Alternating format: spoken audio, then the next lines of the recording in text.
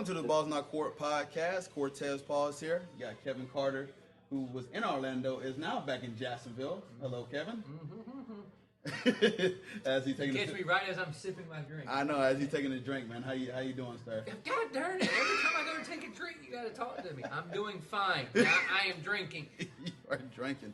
And ladies and gentlemen, we're back at Custom Cuss in Jacksonville, Florida. It's always a pleasure to broadcast here. It's our third time. And join us today, I got a good pal of mine from Boston, Ambrose, music artist. Ambrose, how you doing, sir? Say what's up to the people. What's going on, y'all? Shout out to Orlando. Shout out to all of Florida. What's going on, man? Happy to be here. We're not in Orlando, though. But he shot me out. But Cortez, see, all right, that's how you know me and Cortez go back, because I know where Cortez is from. I had to shout out his hometown. He ain't from Orlando. Hey, I'm from Central Florida. You are not from Orlando. Well, you not breaking. Listen, you are not from man. Orlando. I'm 30 minutes away from Orlando. That's not Orlando. Yeah, whatever. That's not Orlando. We always get in this You are argument, not from but yes, Orlando. I'm from Orlando. No, he is not. Put it this way, up here, right? We got something we call it Greater Boston, right? Like you can be from Boston, but there's like certain cities that's right next to Boston that's not typically a part of Boston. We call it Greater Boston. So you from the Greater Orlando area. He's There no. you go. Thank He's you. just as close to Tampa as he is Orlando. So we can call it. He's from Tampa.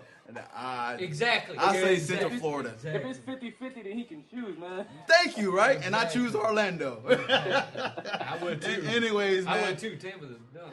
Oh, sorry for my Tampa people. Oh my gosh. I hate that place.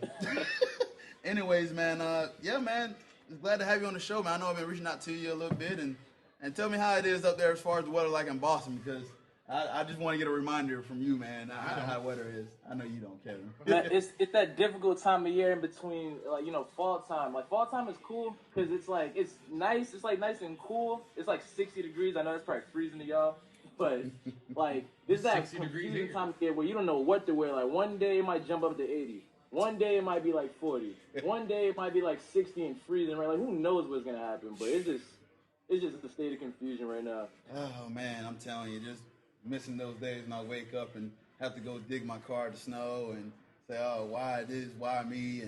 But you know what, man, it was fun, man, just walk around the city, even with a nice crisp breeze, just seeing the sights, but I always got mad love for Boston, man. If I left, I'd miss the days where I couldn't wear shorts during Christmas. There you go. And I always keep in touch with my buddies up there, man. So I'll say this though, there's nothing like holiday season in Boston because of the snow. It just adds to the feel, man. Like I'm originally from Miami, and I spent holiday season down there before. And I mean, I don't know, palm trees. And I don't know, maybe just because I haven't grown up there. It's just palm trees and like Christmas Day. I don't know, it just don't mix to me. But you know. So you definitely used to the Four Seasons type of feel, pretty much, right? Yes, sir. I don't need no dang snow for Christmas. None. That's how all my family be too. I don't need to hear anything. None whatsoever. The only snow I want to see is if my TV goes out. All right, man. Well, tell us a little bit about your project, man. I got a track that I want my listeners to check out. We'll play that track for them during intermission. But intermission, boy. Boy, there is no boys here. Youngin. Go ahead. Tell us a little bit about your project, Mr. Ambrose. So it's a little project called Something for Everybody, 5-track EP. I actually package them. They're not on CDs. I actually package on these USB wristbands, which you can see in my latest video I just dropped on www.ambromusic.com. But yeah, each song represents like a theme. So when you see the cover art, each hand is a different color. It's red, it's blue, yellow, so on and so forth. But each one represents a theme. Like I feel like when you hear music, you imagine an emotion going along with it. So like the red hand, you know, red is an aggressive color, so the video is very aggressive. The video is red, the hand is red, so on and so forth. Right. And there's literally something for everybody in terms of skin color, subject matter, and back into the USB wristbands. You know, I feel like we like merchandise still, but CDs is old. Like every time you get a CD, you gotta look for a CD player now. It's not just around anymore. So you know, I put them on these USB wristbands because one, you can wear it as a wristband and keep the music on it. But once you take the music off, you can go on and use it for whatever you like. So whether you know, you were in school, if you want to put your podcast on it, whatever you could possibly use a computer for, the wristband will be of use to you. And it's easier to listen to, so you know. All right. Well, I do know it's the Disney Magic Band of music. Basically. See, I like that because it's a different innovation. It's a different way that you reach out to your fans. So that's a pretty cool way to give them the wristbands. I remember you telling me something about that when I was up there, how you had that whole platform set up. So tell the people about, you got any CDs coming out here soon, or any CDs you want to let the people know He about? don't have CDs. He has wristbands. Wristbands, I know. Darn it. But as far no, I heard that. But you know what You're I mean. not listening. No, I am. You heard, but you did not listen. Will you stop interrupting me? You did not listen to Jimmy. No, I said as far as wristbands, but like new project as far as like a new CD you got come out, but using wristbands. You know what I was gonna mean, so it kept me like that. Troll me, so go ahead.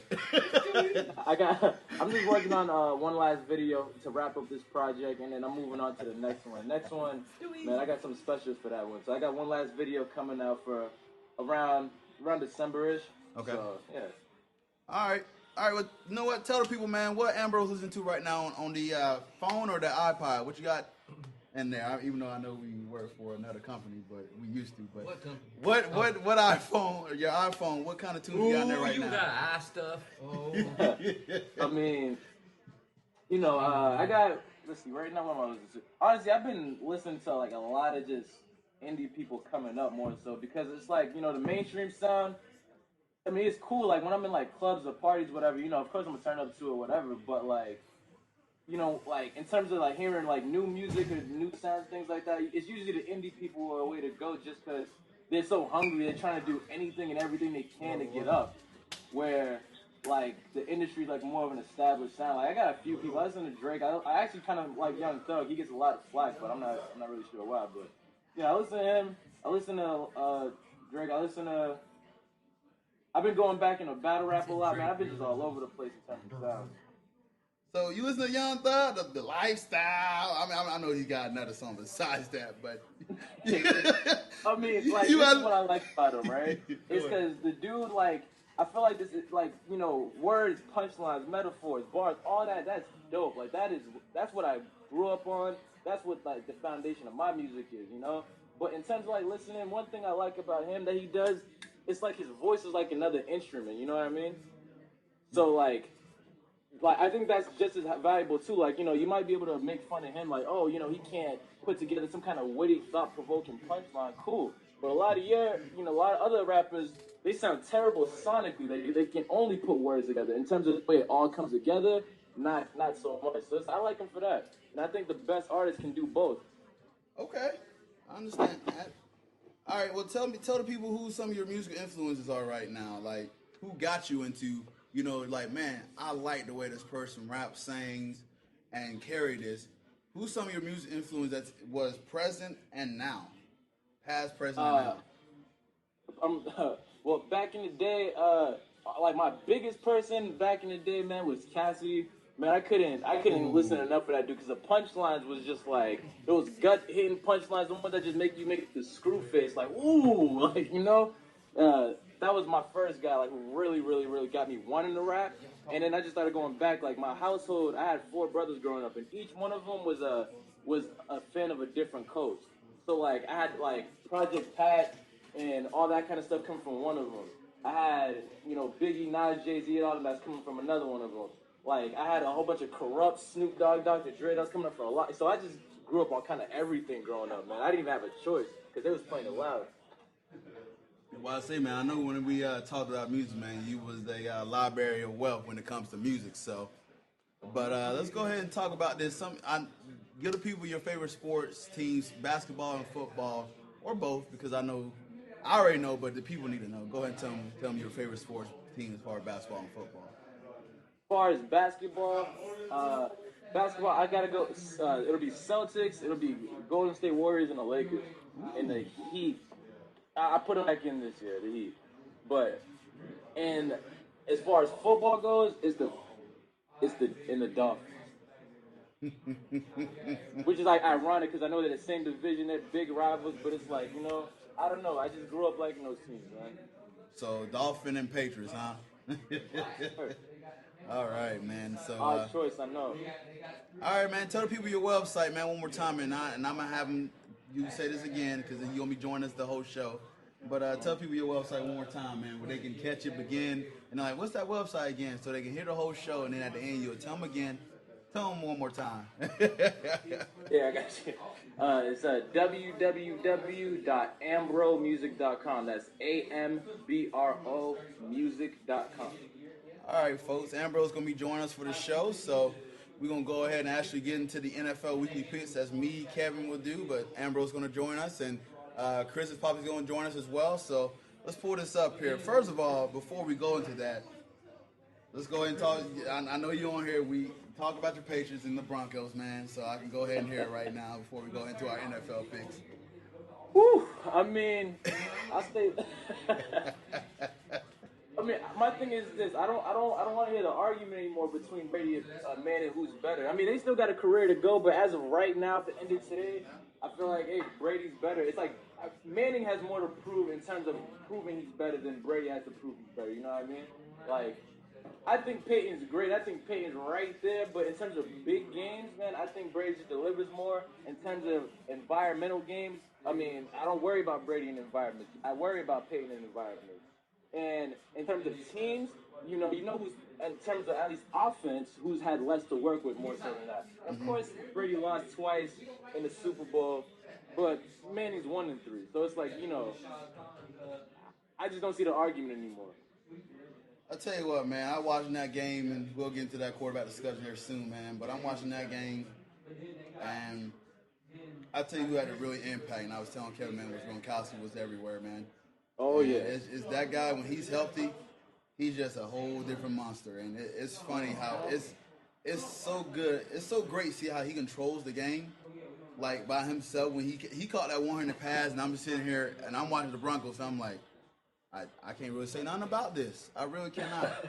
And so, I mean, I give y'all the credit, man, but, this is still going to be a tough fight here because, I look at y'all schedule too and see if, it's going to be a race between the first top seed, but I do believe these are the two teams that will go ahead and represent. So we'll represent and see who will be in the AFC. So right here. So, but it's interesting, man. I'm gonna go ahead and say, because I know you already answered the question for who's the your top quarterback in your eyes, and you say Brady. Listen, I still just gotta go with Manny, man. The thing that he has done, and that's why I say this is an argument where, well, okay, yeah, against each other, Brady has outperformed them. We're not gonna, at least the last few games, man, and that's gonna be honest there. But as far as Manny, what he has done, and then he is under a lot of pressure right now to win there because he only got one ring. And so we got this defense for him now, and as far as the Patriots that smashed that, yeah, I blame as far as defense, as far as Manning. Manning did say he stunk that game. He admitted he stunk, but he sucked ass. Yeah, as Kevin said. But I don't know, watching this guy through and throughout in the Broncos uniform. Now that I watch him pretty much the whole season now, as far as the coach, I just admire the way he carries himself on the field and off the field. And I just feel like, he's still the model of a quarterback, how you want him to act like. Not saying that Brady, because Brady came where he came out of nowhere, undrafted. Well, he was drafted in the 6th round. And you never expected, and boom, he came on, and now the guy, he's clutch.